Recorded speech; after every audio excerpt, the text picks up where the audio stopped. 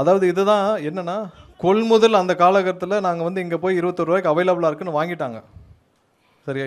இது வந்து கடந்த ஆட்சியில் 58,000 கோடி அளவுக்கு முறைகேடாக கொள்முதல் செய்யப்பட்டதுன்னு சொல்லிட்டு 2020-21 ஆண்டுகளில் இருக்கிறது 58,000 கோடி அளவுக்கு இருக்குன்னு தெரியும்.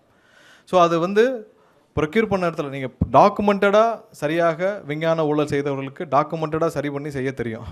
ஸோ அதையும் மீறி ஒரு சில இடத்துல இருக்க கேப்பில் தான் அந்த கண்டக்டர் மாதிரியான விஷயங்கள் நம்ம பிடிக்கிறோம். எங்கெங்கெல்லாம் வந்து அவங்க வந்து விஞ்ஞான முறையில் தெளிவாக 50 ஆண்டுகளாக செஞ்சவங்களுக்கு இப்போயும் செய்ய தெரியாதா? அதுலேயும் மிஸ் பண்ணுற விஷயங்கள் தான் இந்த டிரான்ஸ்ஃபார்மர் ஊழல், இந்த கண்டக்டர்லாம் சின்ன சின்ன விஷயங்களை பிடிச்சிருக்கும். கண்டிப்பாக எல்லாத்தையும் அவங்களும் விசாரிச்சுட்டு இருக்காங்க. அதில் முறைகேடு இருக்க அனைத்தையும் அதில் வழக்கு பதிவு செய்யப்பட்டிருக்கு. அதெல்லாம் செய்யப்பட்டும் வரும். வேறு தான் என்னப்பா?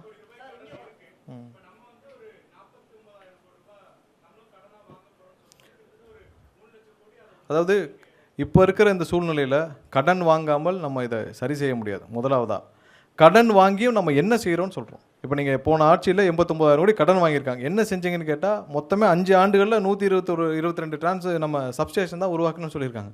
நம்ம இந்த 49,000 கோடியை நம்ம எப்படி செலவு பண்ண போகிறோம்னு காட்டியிருக்கோம்.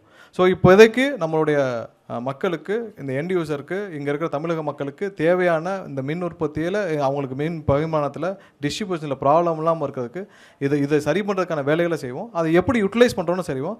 அதே நேரத்தில் பேரலாக நம்ம வந்து ரெவன்யூவும் இன்க்ரீஸ் பண்ணுறதுக்கு ஆல்டர்னேட்டிவ் ரெவன்யூ சோர்சஸ் பார்க்கணும். ஸோ இது ஒன்றை மட்டும் நம்ம பேஸ் பண்ணி போனோம்னா, ஏன்னா நம்ம வந்து விவசாயிகளுக்கு டொமஸ்டிக் இது எல்லாத்துக்கும் நம்ம சப்சிடி கொடுக்குறோம். ஸோ அது கண்டிப்பாக நம்ம வந்து கண்டிப்பாக இந்த அரசு அதை கடைப்பிடிக்கும். அதில் எந்த மாற்று கருத்தும் இல்லை. அதே நேரத்தில் ஆல்டர்னேட்டிவ் ரெவன்யூ சோர்சஸ் பார்க்காமல் நம்ம இதை மட்டும் போயிட்டே இருந்தோம்னா செலவினங்கள் அதிகமாக தான் இருக்கும்.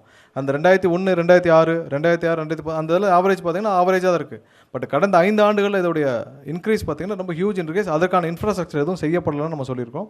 நம்ம இப்போ வர்ற காலங்களில் இது எப்படி மீட்டெடுக்க போகிறோம்னு சொல்லியிருக்கோம். கண்டிப்பாக நம்ம வந்து இந்த 49,000 கோடி இப்போ எப்படி செலவு பண்ண போகிறோம் அப்படின்னு சொல்லிட்டோம்.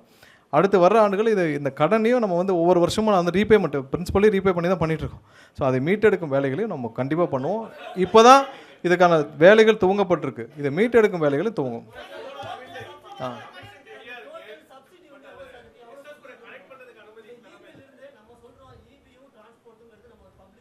இல்லை கண்டிப்பாக நம்ம வந்து ஹேண்ட்லூமுக்கு போன வருஷம் என்னென்ன அதை வெளியிடுறோம். போன வருஷம் என்ன சப்சிடி கொடுக்கப்பட்டதோ அதே இது அப்படியே தொடருது. அதில் எந்த மாற்று கருத்தும் இல்லை.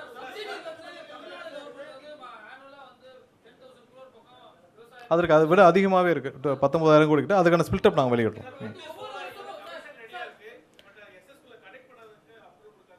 இல்லை அதை தான் நம்ம வேலிடேட் பண்ணிகிட்ருக்கோம். ஒரு சில அப்ளிகேஷன்ஸு நம்ம எந்தெந்த நேரத்தில் மிகவும் 20 நாளில் ப்ராசஸ் பண்ணிலாம் அப்ளிகேஷன் ப்ராசஸ் ஆகிருக்கு. குறைவான நாட்கள்லாம் அப்ளிகேஷன் ப்ராசஸ் ஆகிருக்கு. ஸோ அதெல்லாம் நம்ம வந்து வேலிடேட் பண்ணிகிட்ருக்கோம். லோட் ஃப்ளோ ஒரு நிமிஷம் என்னென்னா, லோட் ஃப்ளோ ஸ்டடி நம்ம பண்ணாமல் இதுக்கு மேலே நம்ம கமிஷன் பண்ணோம்னா நமக்கு அங்கே நிறைய டிரான்ஸ்மிஷனில் ப்ராப்ளம் இருக்குது. அதை முறையாக பண்ணிவிட்டு முடித்த பிறகு கண்டிப்பாக கொடுக்கப்படும். மற்றும் ஆப் ஸ்டோரில் இருந்து பாலிமர் செயலியை QR கோடு மூலம் பதிவிறக்கம் செய்யுங்கள். செய்திகளை உடனுக்குடன் பெறுங்கள்.